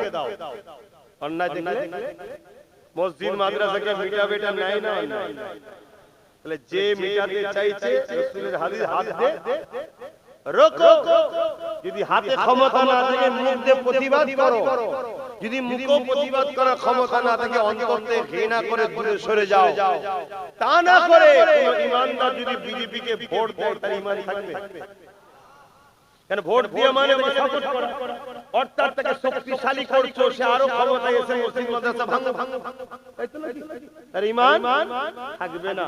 এটা রাসূলুল্লাহর হাদিসটা আমি মানুষকে বুঝিয়েছি, এটা প্রথম বলি। তারপর বলেছি, ওই সরকারের আইনকে যে সাথ দেবে, ওই সরকারের যে সহযোগিতা করবে, তাহলে সেও সেই ক্যাটাগরিতে পড়ছে না? পড়ে। এবং অলরেডি আমাদের রাজ্য সরকার দুর্গাপুরে বোলবিজার দিয়ে মাদ্রাসা ভেঙেছে না ভাঙেনি? অলরেডি আমাদের রাজ্য সরকার বলেছে কোরআন শেষ হয়ে যাবে, আমাদের উন্নয়ন শেষ হবে না। বলেছি না? বলেছে না? বলেন। তাহলে এইগুলো নাই না অন্যায়? রাসূল বলছে হাত দিয়ে রোখো। যদি হাত দিয়ে রুখতে না পারো, মুখ দিয়ে প্রতিবাদ করো। যদি মুখ দিয়ে না পারো, অন্তর থেকে ঘৃণা করো। তা না করে কোন মুসলমান যদি তাকে ভোট দেয়, সে মুসলমানের কি ঈমান থাকবে? এই কথাটা আমি বলেছি। বলার পরে আরো বলেছি যে রাজ্য সরকার সেইটা করা সাহস দেখিয়েছে যেটা কেন্দ্র সরকার দেখায়নি। কারণ কেন্দ্র সরকার হলো আমাদের প্রকাশ্য দুশমন। এত নাকি? এই দুশমন নয়, বন্ধু নাকি? হলো দুশমন না? দুশমন না? হ্যাঁ দুশমন। দেশের মাথায় বসে দেশের জনগণ তার শিক্ষা, স্বাস্থ্য, কর্মসংস্থান, দেশের কি করে সার্বভৌমত্ব নিরাপদে থাকবে তা দেখার তার উপযুক্ত নয়। শুধু টার্গেট করছে বিশেষ বিশেষ গরিব অসহায়দের মধ্যে থেকে মানুষকে, এবং বিশেষ করে মুসলমান ইসলামকে টার্গেট করেছে না? তাহলে তাকে প্রকাশ্য চিনি। সে যদি আমাদের কিছু দেয়, আমরা কিন্তু খাবার আগে একবার ভাববো তারা দিচ্ছে, কিছু থাকতে পারে, কেন চিনি। কিন্তু আমাদের রাজ্য সরকার দিঘাতে মন্দির করে তার প্রসাদ রেশনের মাধ্যম দিয়ে আমাদেরকে খাওয়াবার প্ল্যান করেছে না? করে। তাহলে আমাদেরকে মুশরিক যে বানাতে চায়, সে ঠিক করছে না? অন্যায়। অন্যায়কে হাত দিয়ে রুখা দরকার আছে না? হাত দিয়ে যদি না পারি মুরিদের প্রতিবাদের দরকার আছে না? তা যদি না পারি অন্তর থেকে ঘৃণার দরকার আছে না? তা না করে যদি ভোট দিই, তার ঈমান আছে? আমি এইটা বুঝিয়েছি। বুঝাবার পরে আবার বলি, যদি তোমরা মনে করো যে একে দরকার, তাহলে একে প্রথম ক্ষমা চাইতে বলো। কি বলেছি? একে ক্ষমা চাইতে বলো যে আমার উপরে বলা ভুল হয়েছে। এখন কেউ যদি বলে ও সিএম, ও ক্ষমা চাইবে কেন? তো সিএম কে আমার জুতোর তলায় রাখি আমি। শুনছেন তো নাকি? আমার ধর্মের উপরে যে আঘাত দেয় সে সিএম হোক আর পিএম হোক, জুতোর তলায় রাখি তাকে। তোর কাছে সম্মানিত হতে পারে, এই অধিকার তাকে কে দিয়েছে? আমার ধর্মের উপরে আঘাত দেবে, সে মানে আলাদা বিষয়, আঘাত দেওয়ার অধিকার তার নেই। সে মনে করতে পারে যে আমার হাতে সব রয়েছে বলে আমি যা কিছু করতে পারি।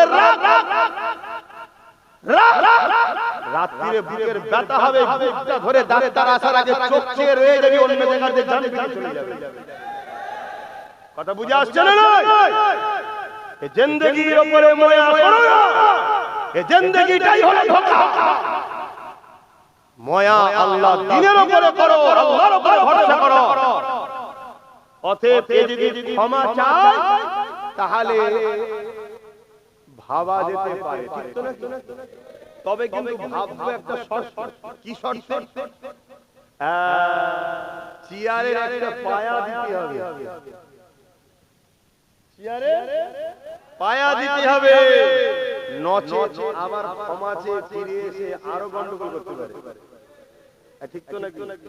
এই কথাগুলো বলা আমার কম কি আমার জাতিকে দরকার আছে না? এখন এই কথা বললে যদি তোমাদের কারো মনে হয় যে হুজুর সবই ঠিক আছে, জলসাতে বলছেন কেন? কারো মনে যদি জাগে, আমি তাকে বলবো, তোর কি কখনো মনে হয় না ও রাজনীতির নামে তো ধর্মে বিরোধী করছে কেন? তাহলে জানতে হবে তোর গন্ডগোল পুরাই আছে। তোর আমারটা ভুল লেগেছে, ওটা ভুল লাগে না। আচ্ছা, মাথায় ঢুকছে না? ঢুকে নেই। অতএব কার গন্ডগোল কার ঠিক আগামী দিন সব প্রকাশ হয়ে যাবে। এক কথা বুঝে আসছে? সেই দিন আসছে, আল্লাহ পাক আমাদের হেফাজত করছে, ফারাক হয়ে যাবে, পুরো দিয়াল উঠে যাবে। কিন্তু একটা কথা মনে রেখে দিও, লড়াইয়ের ময়দানে যাই না আলাদা কথা, চুপ আছে, কিন্তু ময়দান থেকে কেউ যদি হাফ রাস্তায় ফিরে চলে আসে তার তওবা কিন্তু মাফ। বলো, মসজিদ মাদ্রাসা কোরআন দ্বীনের দুশমনদের বিরুদ্ধে লড়াই যদি হয়, এই লড়াইয়ে কারা লড়তে রাজি আছো? হাত তুলে দেখাও, হাত লম্বা করে তুলে রাখো, হাত নামাবে না। কেউ হাত হাতে বাকি আছে কি দেখো, ভেতরে কেউ আছে কি দেখো। গাদ্দার আমাদের মধ্যে দেখো, কোন গাদ্দার আছে? হাত নামাও।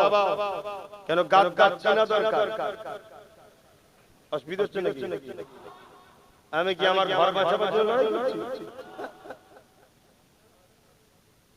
তো ভাইরা আমার, কেউ যদি নিজের কবর নিজে করতে চায় আমার কোনো অসুবিধা নেই। তো ভাইরা আমার, এই জায়গায় দাঁড়িয়ে থেকে আমার শেষ কথা আপনাদের কাছে রাসূল পাক সাল্লাল্লাহু আলাইহি ওয়াসাল্লামের আরেকটা হাদিস আপনাদের শোনাবো না রেখে দেব। এখন আমি জানতে চাইছি, কেন্দ্র সরকার জালিম না জালিম নয়? ঠিক বলছে? হাত তুলে সাক্ষী দেন কারা জালিম বলে মানে। আমার রাজ্য সরকার জালিম না জালিম? কারা কারা মানেন হাত তোলেন। ঠিক তো? আল্লাহর নবীর হাদিস শোনো, কি মিশকাত শরীফের হাদিস, যেটা ফাজিল ক্লাসে পড়ানো হয়, আলেম আউয়ালে মিশকাত শরীফের হাদিস, যে হাদিসের মধ্যে আল্লাহ রাসূল বলছেন, কেউ জালিম জানার পরও তাকে যদি সহযোগিতা করা হয়, আল্লাহ রাসূল বলছে সে মুসলমান, ইসলাম থেকে খারিজ হয়ে যাবে। কার হাদিস এটা? আবার রাসূলের কথা। শুনছেন তো নাকি? এতগুলো রেকর্ড হচ্ছে তো নাকি? তোমরা যতটা না ফলো করে আমার আজকে শোনো, আমার যারা বিরুদ্ধে তারা কিন্তু আরো খুঁটিয়ে খুঁটিয়ে শোনে। কথা বুঝে আসছে? আর এটাও শুনে রেখে যাও, 14 তলাতে বসেও শোনে। এই জন্য বলছি, রাসূলুল্লাহর হাদিস কি বলল? যে জালিম সে জানার পরও তুমি তাকে সাথ দাও, তাহলে ইসলাম থেকে তুমি বেরিয়ে যাবে। যে ইসলাম থেকে বেরিয়ে যায় তার ঈমান আছে। তাহলে একটু আগেই তোমরা স্বীকার করছো কেন্দ্র সরকারও জালিম, রাজ্য সরকারও জালিম। জালিমকে জানার পরে যদি কেউ ভোট দেয় সে মুসলমান ইসলামে থাকবে। আশপাশে যদি কেউ এখনো এই জালিমদের দল করে আগামী দিন তাকে মুসলমান বলে মানা যাবে? এরাই হলো সমাজের মধ্যে গাদ্দার মুনাফিক। এই গাদ্দার মুনাফিকদের জন্য বারবার মসজিদে আকসা আমাদের হাত থেকে ফসকেছে। এই গাদ্দারদের জন্য বাবরি গেছে। এই গাদ্দারদের জন্য আজকে আমাদের ছেলেপুলেদের চাকরি বাকরি টাকা পয়সা সব চলে গেছে। এই গাদ্দারদের জন্য আজকে আমাদের কথা মাথায় ঢুকছে। এটা কে বলবে না বলবে আমার দেখার দরকার নেই। আমি আমার ডিউটি পালন করব। কেন জন্মেছি একদিন, মরবো একদিন। কবে মরবো? আল্লাহ যদি আমার এখন 1 বছর হায়াত রাখে আর সবাই যদি মিলে মনে করে কালকে চলে যাবে, পারবে? এই আওয়াজ দিয়ে বলছনি কেন? এই জোরে বলো। হ্যাঁ, এটা হলো ঈমান। আর আল্লাহ যদি বলে কালকে লোবা, সবাই মিলে যদি বলে পরশুদিন লোবো, আমাকে একদিন বাঁচতে পারবে? তাহলে কেন দুনিয়ার পিছনে ছোট? কেন দুনিয়াকে ভরসা করো? হাসবুনাল্লাহু ওয়া নি'মাল ওয়াকিল, নি'মাল মাওলা ওয়া নি'মান নাসীর। মহান রাসূলই একমাত্র আমাদের সাহায্যকারী। আর আল্লাহকে যে সাহায্যকারী হিসাবে পছন্দ করে, আল্লাহ তার জন্য যথেষ্ট। আয় আমার আল্লাহ, আপনার উপরেই আমি ভরসা করে আছি। আপনি আমায় বাঁচিয়েছেন, আপনি আমায় বলাচ্ছেন, আপনি আমায় বাঁচিয়ে রেখেছেন। যেদিন আমার তকদিরে আপনি লিখে রেখেছেন, যেভাবে যেখানে যে টাইমে যে সেকেন্ডে, সেই সেকেন্ডেই আব্বাস সিদ্দিকীর মরণ হবে। পৃথিবীর কোনো বাপের বেটা আমাকে মারতে পারবে না। আর যদি আমার হায়াতটাকে 1 সেকেন্ডের জন্য কেউ আগেও দিতে, জোরে বলো, এই মওতকে কখনো ভয় করবে না। এটা এমন একটা সত্য, তুমি যদি পৃথিবীর বাদশা হও তাও তোমার মওত হবে, তুমি জেলার সাহেব হও তোমার মওত সেই টাইমে হবে। অতএব মওত নিয়ে কখনো ভাববে না, আর মওতকে কখনো ভয় করবে না। ভয় করো, জুলুম করবে না। কেন জুলুমের সাথে আল্লাহ লড়াই করে। জালিমদের বিরুদ্ধে আল্লাহ, জানেন তো নাকি? জালিমদের বিরুদ্ধে রাসূলুল্লাহ। তা আমরা জালিমদের পক্ষে থাকবো না বিরুদ্ধে? এই জোরে বলো। তাহলে কেন্দ্র সরকার ও রাজ্য সরকারের বিরুদ্ধে কারা থাকবেন? হাত তোলে। কথা ঠিক তো নাকি? না খুব টেনশনে পড়ে গেলে আপনারা যে আব্বাস সিদ্দিকীর দলটা কেন ছুটতে এলো? যা কিছু ভাগে পেয়েছিলাম সব বেকার হয়ে গেল। হ্যাঁ, তা জানা কোন জাহান্নামে যাবে সাতটা আছে, যেখানে খুলে চলে যা। কে আসতে বলে? কি দ্বিতীয় কথা, এই জালিমদের বিরুদ্ধে ওয়াকাফের পক্ষে যে লড়ছে তার তাকদীর দরকার আছে না? তার নাম হলো পীরজাদা নওশাদ সিদ্দিকী। সাথ দেবেন না দেবেন না? কারা দেবেন হাত তুলে দেখা, মনে থাকবে। হাত লম্বা করে তোলে। এবারে কেউ বাদ নেই তো ভাই? হ্যাঁ, হাত লম্বা। যদি এখন 1000 টাকা দেয়, 10,000 হ্যাঁ শোনো, তাহলে তোমাকে একটা কথা বলি, শোনো। এটা বলে ছেড়ে দেবো করতে। এই কিছুদিন আগে বিহারে ভোট হলো। বিহারে ভোটেতে একটা বোন মাথায় হাত, একটা কোমরে হাত, একটা খুব নাচছে ভাজপার মিটিং এ, মানে বিজেপি খুব নাচছে। তার তলাতে কিছুক্ষণ পরে ছবি এসছে, হাউ হাউ করে কাঁদছে। मीडिया जिज्ञेस करते क्या बात है, क्यों रो रहे हो? बोलते अरे यार भाजपा लोग ने 10,000 रुपया दिए, मैंने जाके डांस भी लगाया, वोट भी दे दिए, बाद में वो लोग जीत के हमारा ही घर कर रहे हैं। तो যদি তুমি 500 টাকা 1000 টাকায় বিক্রি হও হতে পারে, কিন্তু এই নাচার সব মিলে গেছে কেমন? তোমারও সব ঠিক আছে। আর আমার ইমাম ভাইরা হতে পারে চাপে পড়ে 5,000ও মাইনে হয়ে যেতে পারে। যা 2 মাসের জন্য 5,000 করে দিবি যা, চাপে পড়ে। তো 5,000 এ যদি নেচে দিয়েছো, তাহলে মনে রেখে দিও মসজিদে ঢুকে ইমামের জায়গায় সেই দিন আসছে।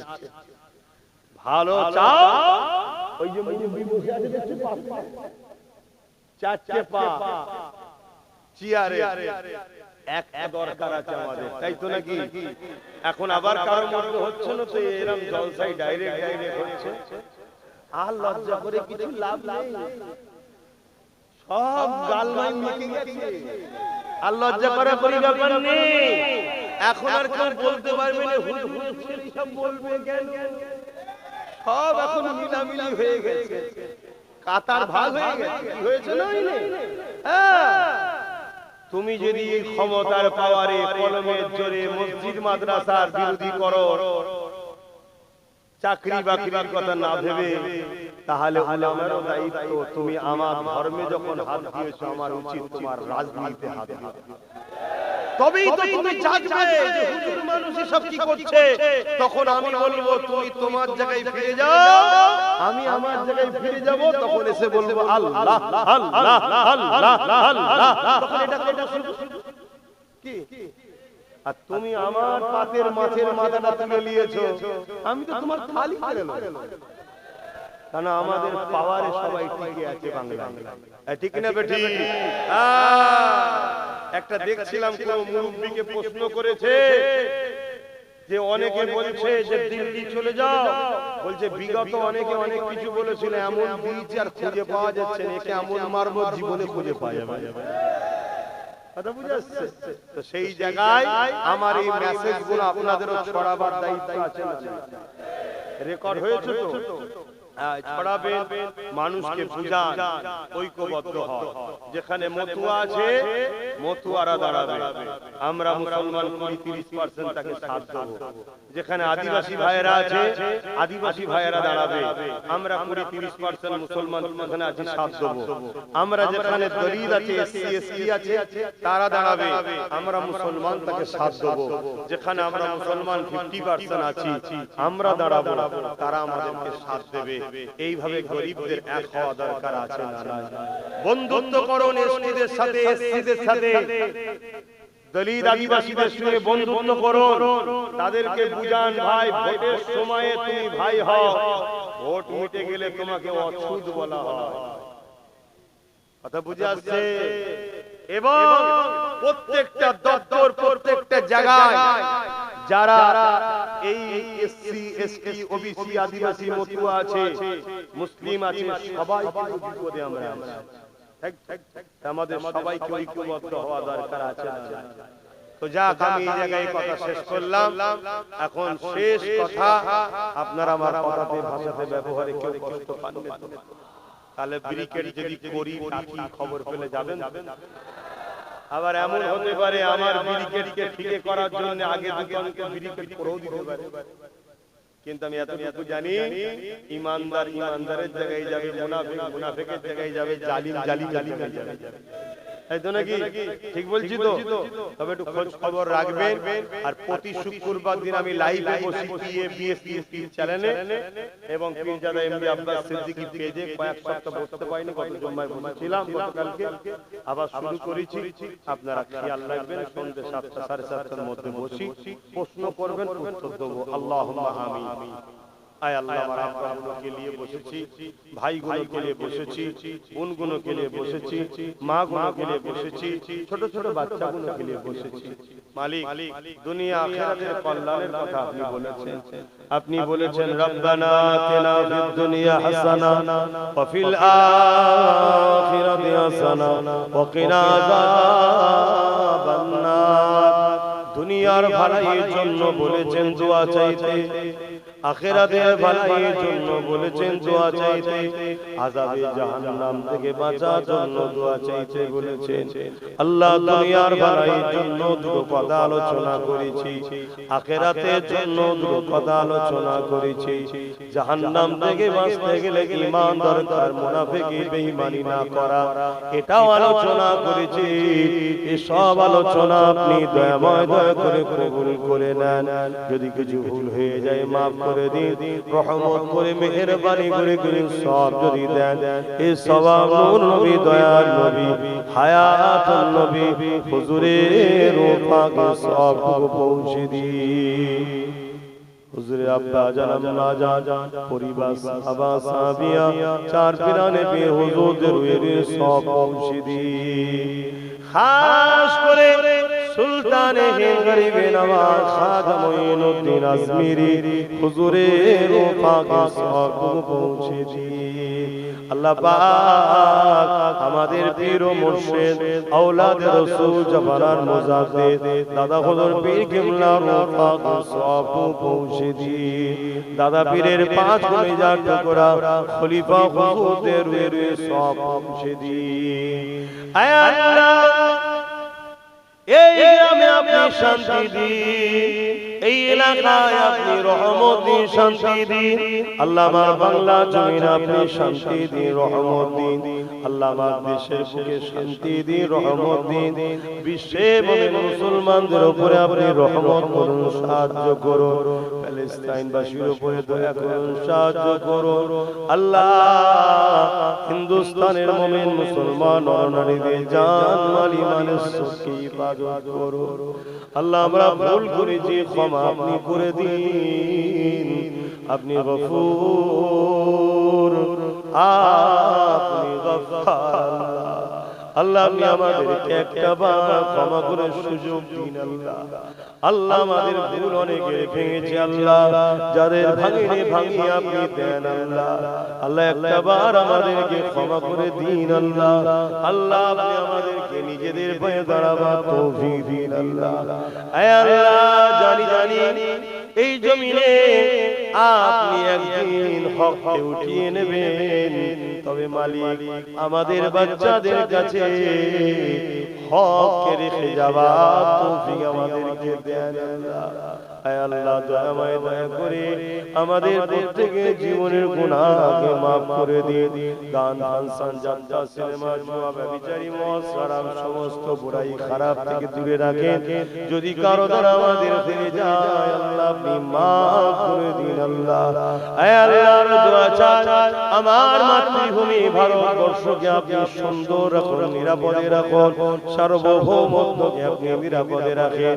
আমার দেশের সেনাবাহিনী, আমার দেশের ও রাজ্যের বিভিন্ন রাজ্যের পুলিশ বাহিনী, আমার দেশের বিএসএফ বাহিনী, তাদেরকে সুস্থ নিরাপদে রাখুন এবং নিরাপদে রেখে আল্লাহ তাদেরকে পরিবার বাচ্চাদের নিয়ে হাসি খুশিতে রাখুন। আয় আল্লাহ আমার দেশের হিন্দু, আমার দেশের সাঁওতাল বাগদি দিলে মুচি মতুয়া এসসি এসটি ওবিসি সবাইকে নিরাপদে ভালো রাখুন। সবাই মালিক, আমরা মানুষ, সবাইকে আপনি সৃষ্টি করেছেন, সবাইকে সুন্দর রাখুন, সবার পরিবার বাচ্চাদের নিয়ে হাসি খুশিতে রাখুন। আয় আল্লাহ দয়াময় দোয়া করি আপনার কাছে ভিক্ষা চাই, আমার নলেজ সিরিকে আপনি কবুল করে নিন। ওই নলেজ সিরিতে যারা পড়াশোনা করছে তাদেরকে ভালো রেজাল্ট করার তৌফিক দিন, কামিয়াবি করুন, দেশ ও সমাজের গর্ব বানান। আল্লাহ আয় আল্লাহর দোয়া চাই দেশ ও রাজ্যকে জালিম হুকুমতের হাতে হেফাজত করুন। আল্লাহর দোয়া চাই আমার ভাই নওশাদ আপনি ন্যায় পরায়ণ করুন, সত্যবাদী করুন, মানুষের জন্য দেশের জন্য আল্লাহ তাকে রাজ ক্ষমতা দখল করার তৌফিক দিন। তার সাথীগুলোকে আপনি কবুল করুন। আয় আল্লাহ লোভ লালসা থেকে আমার কওমকে ফিরে আসার তৌফিক দিন। সামান্য পদের জন্য, সামান্য লোভের জন্য দুনিয়ায় আমরা ধ্বংস হতে চলেছি। আগামী দিন কোন ভুল পদক্ষেপ যেন আমাদের না হয়ে যায় আল্লাহ সেই তৌফিক আপনি আমাদেরকে দান করুন। আল্লাহ আপনি আমার আল্লাহ আল্লাহ এই জিন্দেগি জীবন আপনি আমায় দিয়েছেন, সবটাই আপনার। যখন খুশি যেমন করে খুশি আপনি খরচ করবেন, মালিক আমার কিছুই নাই। তবে আপনি বলেছেন লা তাখনাতু মির রাহমাতিল্লাহ, আমার রহমতকে নিরাশ হচ্ছে। তাই আপনার কাছে দোয়া চাই মালিক আপনি আমার উপরে নারাজ হয়ে যাবেন না, আপনি আমার উপরে বেজার হয়ে যাবেন না। এই যে হাজারো মানুষ এখানে যায়, এটা তো আপনার দয়া, আপনার হাবিবের গোলামির জন্য আপনি এনে জড়ো করেন। এদেরকে দুনিয়ায় শুধু কাছে পেয়েছি তা নয়, আখিরাতে যেন আমরা এইভাবে একসাথে জান্নাতেও যেতে পারি। আল্লাহ আল্লাহ এই ভিক্ষা আপনার কাছে রাখলাম, আপনি কবুল করেন। হাসবুনাল্লাহু ওয়া নি'মাল ওয়াকিল, নি'মাল মাওলা ওয়া নি'মান নাসির। হে আমার স্রষ্টা মালিক রব্বুল আলামিন, আপনি আমাকে সৃষ্টি করেছেন, আমি আপনার উপরে ভরসা করি, আপনি আমার জন্যই যথেষ্ট। আল্লাহ আপনার হাবিবের খাতিরে আপনি আমার জান মাল ঈমান ইজ্জত হিফাজত করবেন, ঈমানের সঙ্গে মরণ নসিব করবেন। দুনিয়ার কোন জালিমের কাছে মাথা নত যেন না করে ফেলি, লোভ লালসায় যেন না পড়ে যায়, ভুল ভ্রান্তি না করে ফেলি। মালিক দুনিয়া বড় কঠিন জায়গা। আল্লাহ আল্লাহ দুনিয়া দুনিয়া করে তোমায় যেন ভুলে না যায়। আল্লাহ তোমায় ভোলার আগে মরণ যেন হয়ে যায়। আল্লাহ আল্লাহ তোমার হাবিবের থেকে দূরে যাওয়ার আগে আল্লাহ মরণ যেন হয়ে যায়। আল্লাহ তোমাকে তোমার হাবিব ছাড়া থাকতে যেন না হয়। আল্লাহ আমি তোমাকে তোমার হাবিব ছাড়া কিছুই চাই না। মালিক দুনিয়া জীবনে চলতে গিয়ে যেটা প্রয়োজন বলেছি আল্লাহ যেটা ভালো হবে সেটা করবেন, তবে মালিক আপনাকে আপনার হাবিবকে কখনো যেন ভুলে না যায়।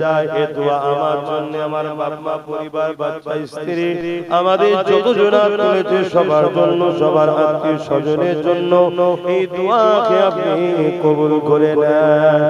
আমিন আমিন আমিন আমিন। বারহাকাল মাদিলা ইলাহা ইল্লাল্লাহ মুহাম্মাদুর রাসূলুল্লাহ। আসসালামু আলাইকুম।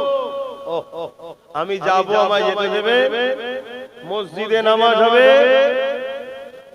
আচ্ছা সকলে রেডি হন, আমি মুসাফির হালে আছি, কোনকা থেকে নামাজ পড়বো, যাবো, কেউ মুসাফির হালে হবে না।